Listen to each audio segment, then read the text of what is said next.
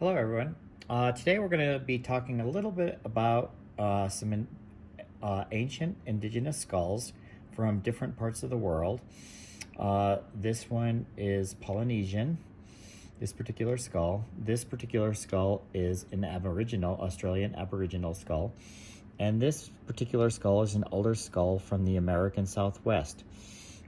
First, we'll go over each of the individual skulls in the anterior view, which is the front view, and then I'll turn them into a profile view so we can see the facial angles and some of the differences in appearance of the profile view, so we can see the facial angles and some of the distinct size and shapes of each of the individual articulated parts of the osteology of the human skull. This one, again, is a didactic skull, meaning that it can be taken apart, put back together, and it's color-coded so that we can see all the individual bones of the skull. So we'll use this as a helpful reference for each of these skulls. And what I'll do is we'll go over the Polynesian skull first, and then I'll rotate each of these into this area and talk about each one individually. So the Polynesian skull, just a little background history. Polynesia is from the subregion of Oceania. It's made up of over 1,000 islands that are scattered throughout the central and southwestern Pacific Ocean. The indigenous people who inhabit all those islands, for the most part, they share similar traits, including similar language, family, culture, beliefs, and so forth. All the people from the Polynesian peoples are known as to be great sailors, and they can have great capacity to use the stars, and so in ancient times they were able to travel even at night based on their knowledge and understanding of the stars. Some of the interesting features of this, just before we go in real quick, in particular, when we show the profile, I'll talk about it more specifically, but all Polynesian cultures, for the most part, have what's referred to as a rocker jar, meaning that the mandible is convex as opposed to having the little concave area. And we'll be able to see that more clearly when we turn it into profile. The Polynesian skull has a very broad, powerful brow, so the glabella area is very distinct. You have a little bit of the nasal spine. We can see a little bit of the nasal bones. And just one thing to remember is these were all older skulls that were found, so they weren't in perfect shape. But one thing they all have in common is they have marked problems with dentition. So they're missing a number of teeth, which really makes it very interesting and fun to draw. Enables the artist to have a lot of artistic license and freedom in creating interesting characters. So throughout times, especially in Leonardo da Vinci was known for his studies of the grotesque and the divine.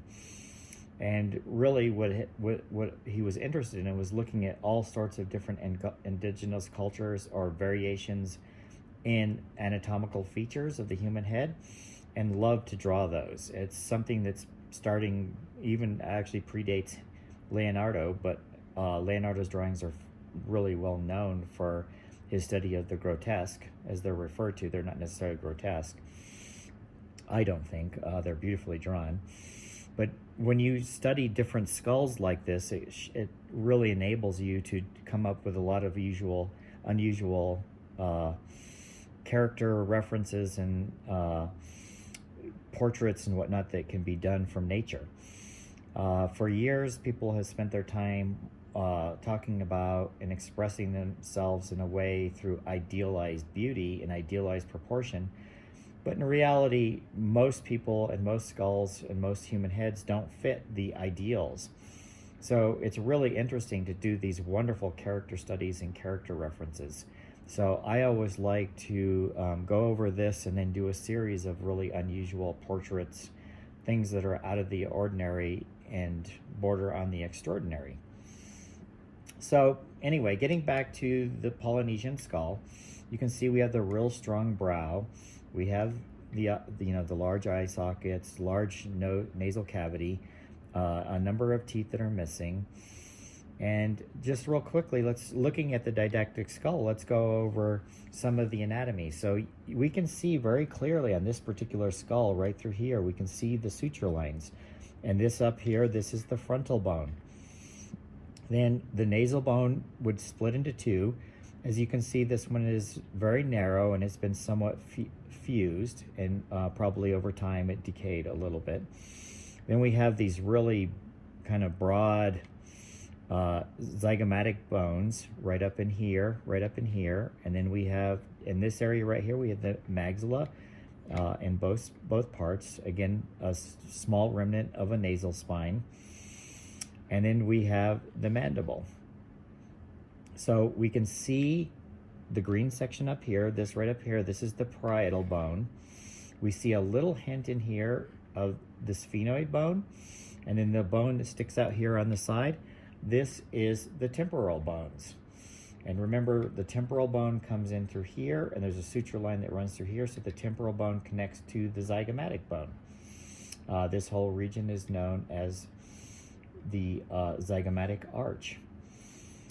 So that's just a little bit of the information and things to think about when you are drawing the Polynesian skull. And again, we also have the foramen. So the foramen are a little bit smaller down here in the mandible. They're fairly large right underneath the eye socket here in this section of the maxilla bone. And remember, the foramen is what allows the capillaries and nerve endings and so forth to come up through the skull underneath the skin.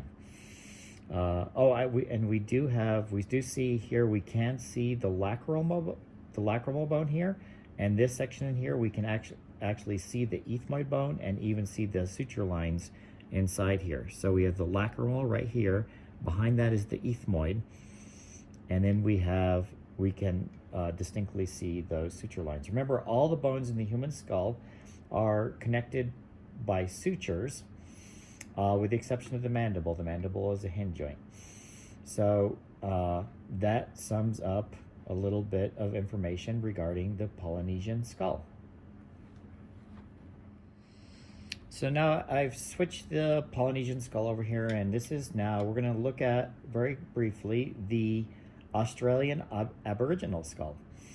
It has some similarities to the Polynesian skull, and in fact it's probably even more pronounced is the glabella, this portion of the frontal bone. The brow is very strong and very pronounced.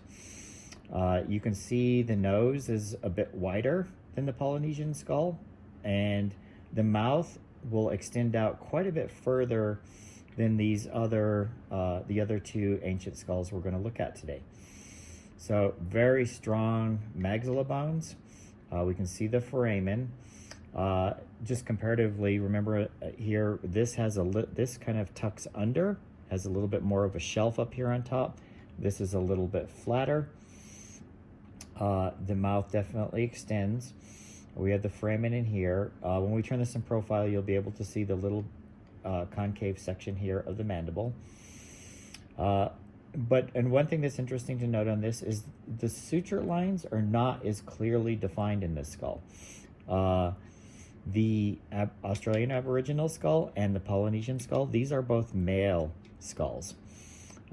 This one's probably a couple hundred years old, at least. This one, they're not really sure how far that dates back.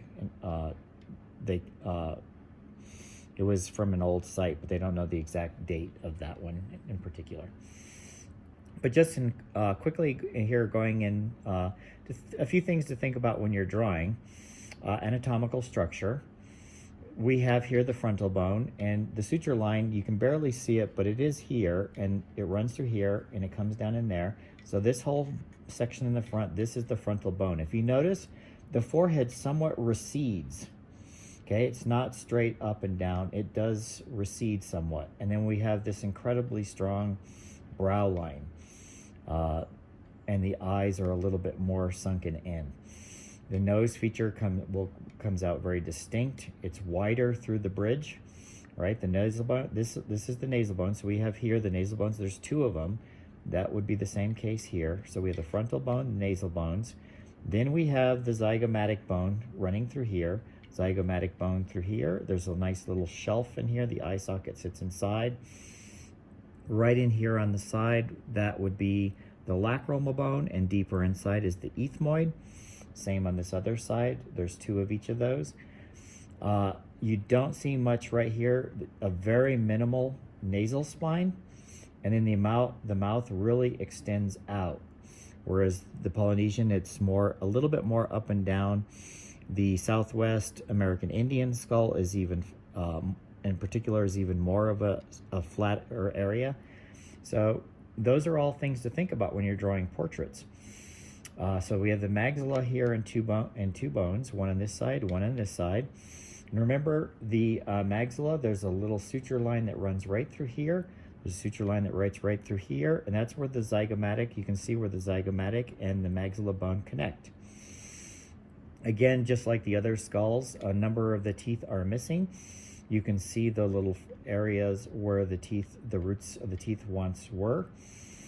Remember, one thing that separates all humans from from the four greater apes is that we have a chin. So this goes out, it comes back in, but it goes back out again. So the human species has a chin. This is all the mandible. Okay, this is the zygomatic arch. And the zygomatic arch is made up of the temporal bone and the zygomatic bone. And there's a little suture that runs through here that connects those two. Then right down in here, it's a little bit harder to see in this because the eye sockets are they're really quite a bit wider than the Polynesian skull, but the sphenoid bone is in here. You probably should be able to see a little bit right out here. We'll see a little bit of the temporal bone, and that's a little bit more distinct on this particular skull. You can see the suture line of the temporal bone a lot more distinct than the suture line up here where the frontal bone connects to the parietal bones. There is a little bit of an indentation here at the top where it goes up and comes in, comes up and comes in, and there's this suture line that runs through, and that's the connection between the two parietal bones. So that's one thing that's a little different. You see the more modern day European Caucasian skull it's a bit more rounded and smooth, where this has a very distinct feature. So if you're doing a drawing and you want to really capture the essence of doing something that's unusual, you'd really want to focus in on some of these details, and you could even exaggerate it a little bit to give your drawing a little more character and expression. So those are all things to think about. So this is the Australian Aboriginal skull, which obviously is from Australia, and it's it's a skull of one of the indigenous peoples, dating back a couple hundred years from the Aboriginal indigenous population. And we'll move on now to the American Southwest Indian. So this is a typical Southwestern American Indian skull. It has a very broad, flattened, projecting zygomatic bones right here. It's probably, of the three, it's probably the widest. This is a female skull. If you'll notice also right through here, this tends to be, it's the most vertical. They have the most refined forehead and frontal bone of the three. It comes out and will come down, and the distance, when we look at the facial angles, you'll see that this is definitely more vertical. The mouth does not protrude especially as much as the Aboriginal, and it tends to be a little bit flatter and a little bit wider through the facial skeleton.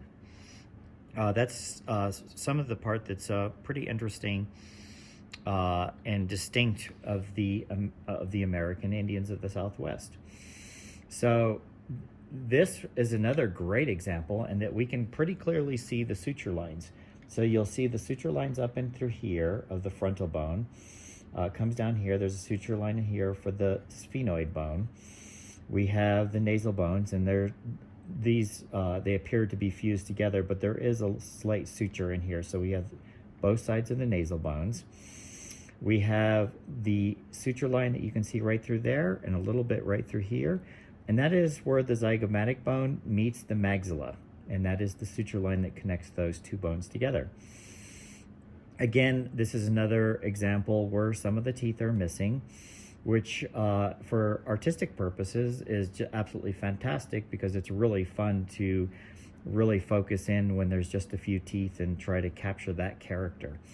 The chin is more pronounced right here, but as you notice, the skull, especially right through here, the mandible is significantly wider, where some of the others are a little bit more thin. So it's a very powerful jaw. Then we have the zygomatic bone, which extends back here, and there's a suture line where it connects to the temporal bone. You can distinctly see the temporal bone and the suture line between the temporal bone and the parietal bone. So these are the parietal bones right up in here. These are the temporal bones with very distinct suture lines. This is the frontal bone, the nasal bones. We see the lacrimal bone right here. And you can see here, if you were able to get up close, you'd be able to see very clearly the ethmoid bone inside here and with its suture line, where it's connecting to the lacrimal bone and then to the back portion of the maxilla. There is very little remnant of a nasal spine on this particular skull. So there's not a distinct, if you remember when we did the Peruvian skulls, they had very pronounced, the elongated Peruvian skulls, they had very pronounced nasal spine. The Southwestern American Indian has, this particular skull has almost no remnant of the nasal spine. So, and then now we can see the foramen right through here. Right underneath here, there's large foramen. You can't necessarily see it in this, but there would be foramen right up here. You see a little bit of one here. On the Polynesian skull, you can see where the foramen were up in here, not so much on the Aboriginal skull. And again, the foramen are these little holes in the skull that allow the capillaries and nerve endings and so forth to come through the skull up underneath the skin. So this, again, this is the Southwest American Indian skull. This is the Polynesian skull. This is the Australian Aboriginal skull. And we took a quick glimpse at each one of these in the anterior view, which is the front view, just to go over some of the anatomical differences. And I think you can clearly see how this one is a little bit wider through the zygomatic bones. The Polynesian skull is a little bit taller from the bottom, from the base of the mandible to the top. It's a little bit narrower. So if you were drawing this, the egg-shaped oval would be slightly different. This would be a little bit more full, and this would be sort of in between. This one has a very distinct brow that the nose gets set further in. This one is kind of moderate, and this one is very vertical in its orientation.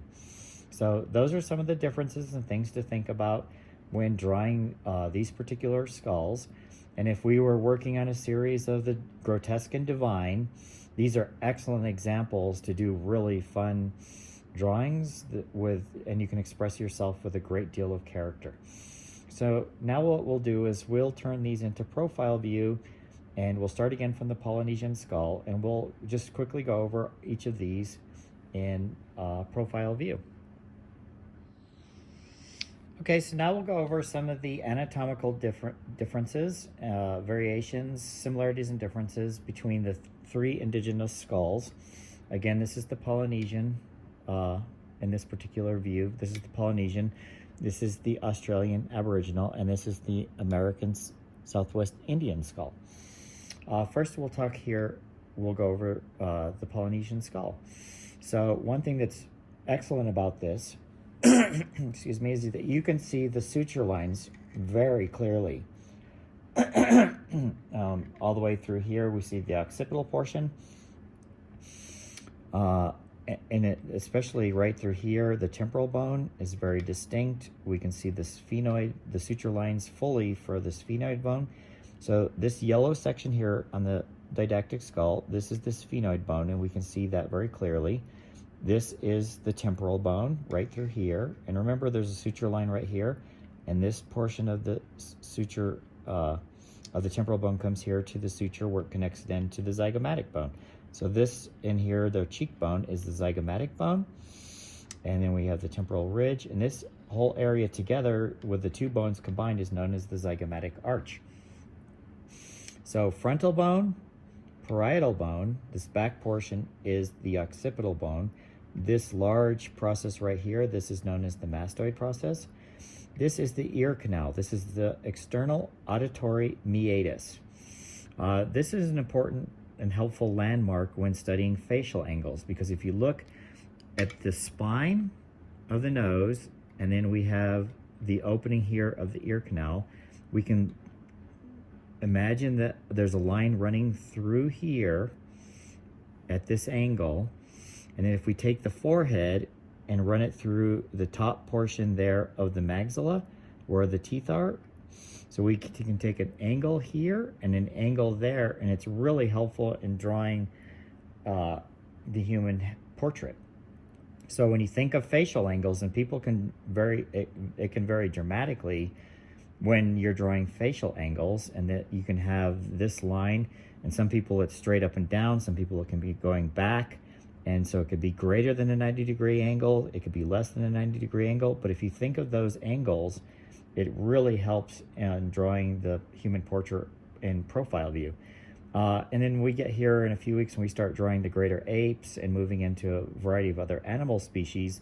Having an understanding of the facial angles also makes it easier to draw those other animal species. So again, so we have the maxilla through here, and the maxilla comes up into here, and then we have the nasal bone. The two nasal bones are right up in here. You can see inside here the lacrimal bone, and deeper inside is the ethmoid bone. And then this is the mandible. One thing that's particularly unique about this, and I think is fascinating, is basically most of the skulls and the peoples from the Polynesian area, their mandible, this is known as a rocker jaw. So this is a convex line coming through here. Think of the lower portion of the mandible. It does not have a concave indentation here. It's a convex line. It extends out further. It tends to be flatter.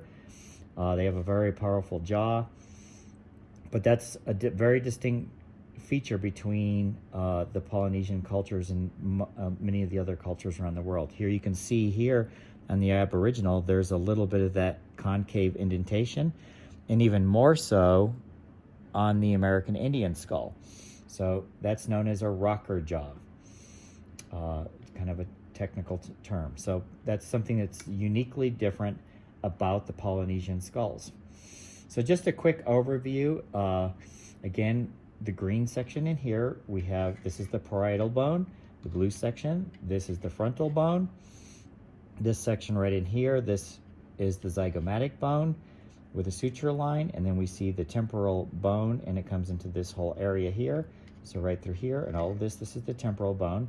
This is the ear canal, the external auditory meatus. This is the suture line here, and this back portion of the head, this is the back portion of the skull. This is the occipital bone. And remember, these bones right up here that enclose the brain is known as the neurocranium. The brain case is the neurocranium. The facial bones that run all through this area is the viscerocranium, and that is the facial skeleton. So there's two main sections of the head. In total, there are 22 bones in the human skull. Okay, so and again, we have the mandible and the maxilla, and then we have a little an array of teeth.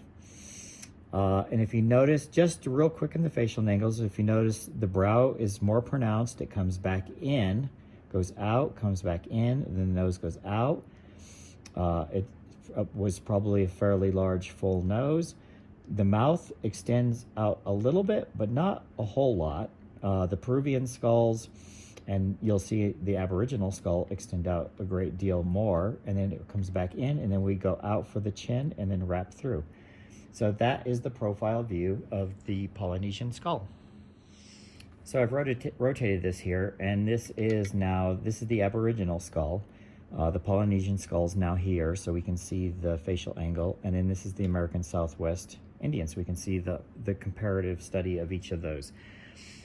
I am particularly fond of the Aboriginal skull. I think it's kind of extraordinary. It's incredibly powerful.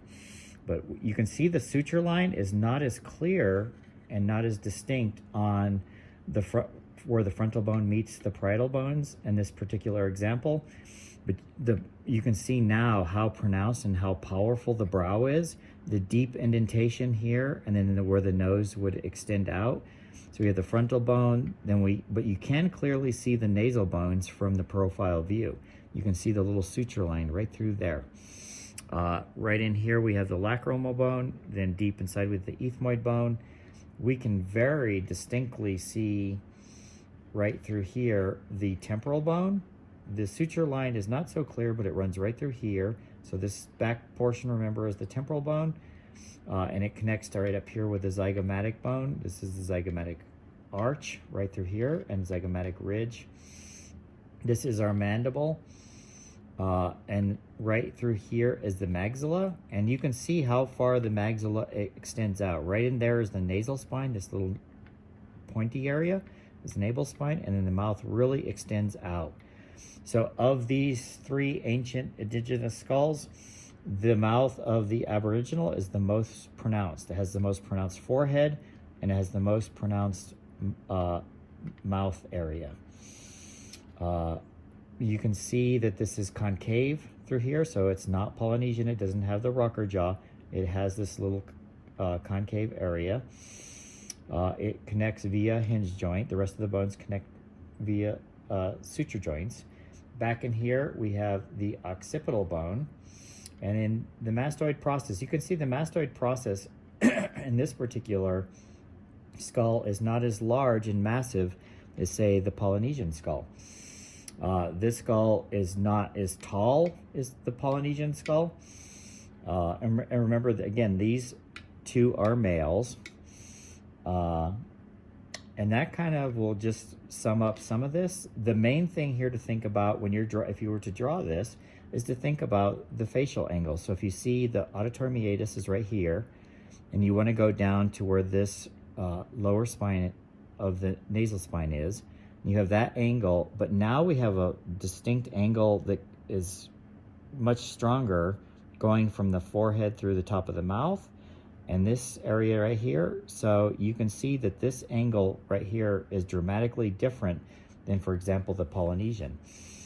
In the American Indian skull in particular, this is probably going to be, and we'll look at that in a minute, is probably going to be much more of a 90-degree angle. So you can see the distinct difference in the angles, the facial angles, in drawing the Australian Aboriginal in comparison to even the Polynesia. If you look at the didactic skull of the European Caucasian, this again is a little bit more vertical.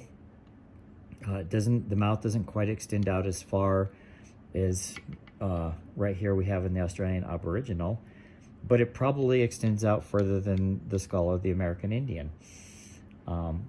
But some of the main differences I feel are the brow, the much broader nose, and the mouth. And you want to keep all those things in mind when you're drawing this skull. So just a quick review of the bones of the skull for this. Right here we have the parietal bones, this area right here, parietal. Then we have the temporal, we have the external auditory meatus. Remember these two bones connecting forms the zygomatic arch. It's technically two different bones though, so if you were having to learn both sections, back section would be the temporal bone, the front section would be the zygomatic bone, but if you just need to know the whole thing, it is known as the zygomatic arch. Then right through here, all of this is the maxilla. We have the nasal bones, we have the lacrimal bone, and inside here is the ethmoid bone, and then we have the mandible. And the back section here is the occipital bone. So now let's move on and just do a quick review of the Southwestern American Indian. So this is the American Southwest Indian. Again, we can see the suture line pretty clearly through here of the frontal bone. This is the temporal bone. This is the parietal bone. We have the occipital bone through here. Parietal bone, there's two of them. There's one on each side. Temporal bone, and you can see this is a very delicate, very refined zygomatic arch. And then we can see the concave portion here more clearly. Remember, the Polynesian skull was convex through here. Now you see this indentation in here. I like to think of a good way to think of if something's concave is if a mouse came up and took a bite out of it and pulled it away. So it has an indentation right through here. So the mandible and the back portion of the mandible is very refined. This is very refined through here. Remember when we looked at the Southwest American Indian skull from the front view, it was very wide. If you'll notice that for the distance from here to the back portion of the occipital portion of the skull is not as large as say here in the Polynesian skull.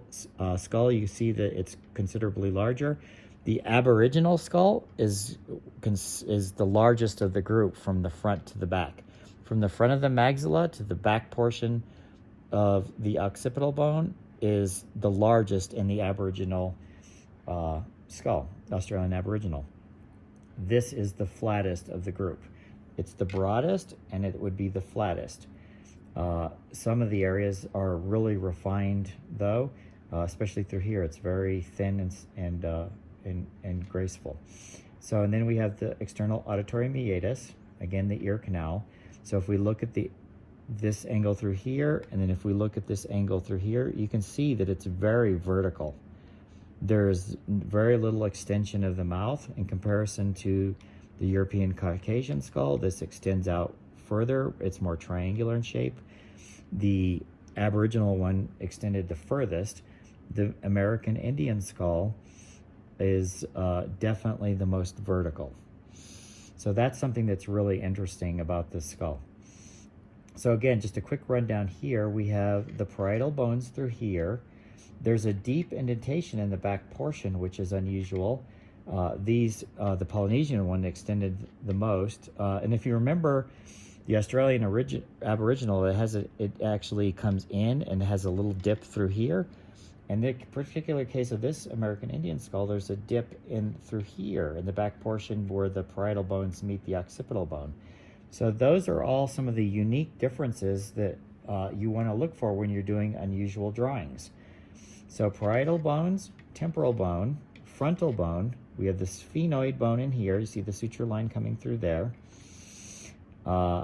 Then we have the zygomatic bone on this front section here, which would be our cheek, and it connects again to the temporal bone. This whole section is the mandible. The maxilla runs through here and is the side portion of our nose. The top portion would be the two nasal bones. We have the lacrimal bone in here, and deeper inside is the ethmoid bone. And then, so here's the mastoid process where the sternocleidomastoid muscle connects. Remember, we have that here, and we have it here. If you notice, it's a little bit more pronounced on the Polynesian skull and on the American Indian skull. It is more refined and a little bit smaller on the Australian Aboriginal skull, which is interesting because most of the features on the Australian Aboriginal are overly powerful and exaggerated, but the mastoid process is a little bit smaller on that, which makes that sort of unique. So that's a quick thing. Again, you'll notice the facial angle. It's very vertical, and going through here at that angle, it's probably very close to an actual 90-degree angle. Based on idealized proportions, it would be interesting experiment to see each one of these done in that capacity when you look directly at each of those angles. Just keep that in mind because it's very helpful when you're drawing other animals, especially in profile. So that sums up the variations and differences from three ancient cultures. These are three of the older cultures in the world. and we also had done the Peruvian skulls, and with the representation of cranial elongation. So I hope you find all of this useful. It's excellent to have a complete and full understanding of idealized proportion, but in the end, most people do not fit inside the realms of idealized proportion.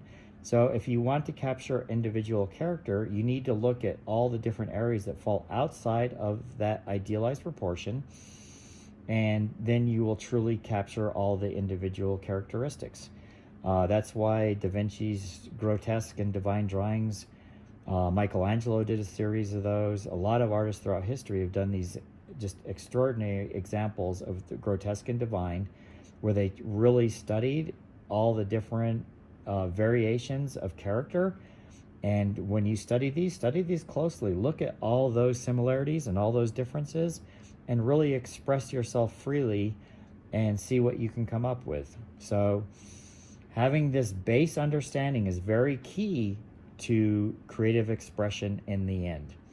I hope you enjoyed this, and thank you for following along, and enjoy adding these to your drawings. Thank you.